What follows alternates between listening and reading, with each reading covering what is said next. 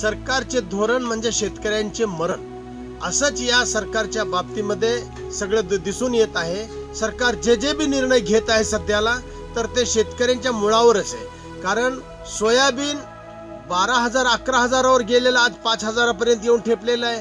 तर सरकारची नीती आहे, सरकारचं धोरण आहे की शेतकरी मेला तरी चालेल, परंतु अडाणी ग्रुपला सोयाबीन स्वस्तात भेटलं पाहिजे आणि त्याचं भलं झालं पाहिजे।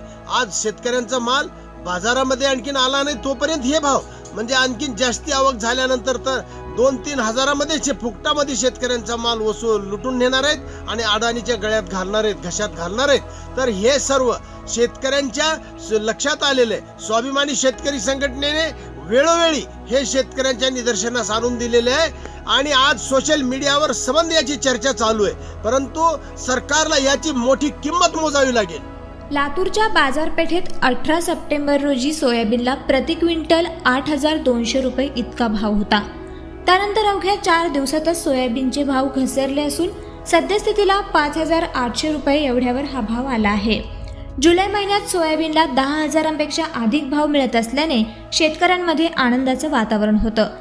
मात्र केंद्र सरकारने खाद्यतेल आयात शुल्कात केलेली घट, सोयाबीन पेंडीची विदेशातून 12 लाख मेट्रिक टनांची केलेली आयात यामुळे देशांतर्गत सोयाबीनचे भाव गडगडायला सुरुवात झाली।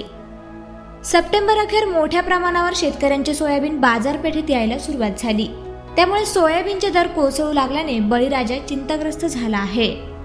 मी तुळशीदास किशनराव साळुंके, राहणार मसलगाव, तालुका निलंगा येथील शेतकरी आहे। आज ह्या केंद्र सरकारने गेल्या आठवड्यामध्ये 10 ते 12 लाख टन सोयाबीनची आयात करून जे सोयाबीनचे 10 ते 12 हजारावर सोयाबीन गेलेला आज 4 ते 5 हजारावरती येऊन ठेकलेला आहे।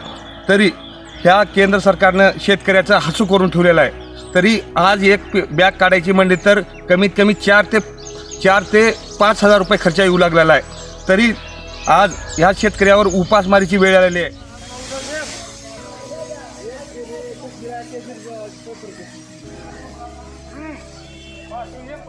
मी दत्तापिंड मसलगाव, तालुका निलंगा, जिल्हा लातूर येथील शेतकरी आहे आणि ही सोयाबीन आता सध्या माझं काढणीला आलेलं आहे। 10-15 दिवसाखाली सोयाबीनचा भाव 10-11 हजार रुपये होता। केंद्र शासनानं जे आयात केले बाहेर देशामधून सोयाबीनची, त्याच्यामुळे आज सोयाबीनचे भाव 5,000च्या मध्ये आलेले आहेत। आणि सुरुवातीपासून जर सोयाबीनचा खर्च धरला तर 20-1 हजार रुपये बॅगला खर्च येऊ लागला आहे सोयाबीनला काढायला आणि उत्पन्न 5 क्विंटल निघाले। तर केंद्र शासनानं जर हे सोयाबीन आयात केलं नसतं तर आज आमच्यावर अशी ही उपासमारीची वेळ आली नसती। थोडं केंद्राने बी थोडं म्हणजे शेतकऱ्याविषयी धोरण चांगलं ठेवून शेतकऱ्याला उपासमारीपासून मुक्त करावं, एवढंच आमची विनंती आहे सर्व शेतकऱ्याची। आसमानी संकटांचा सामना करत पिकाला जपणारा बळीराजा पिकांचे कोसळते दर पाहून हतबल झाला आहे।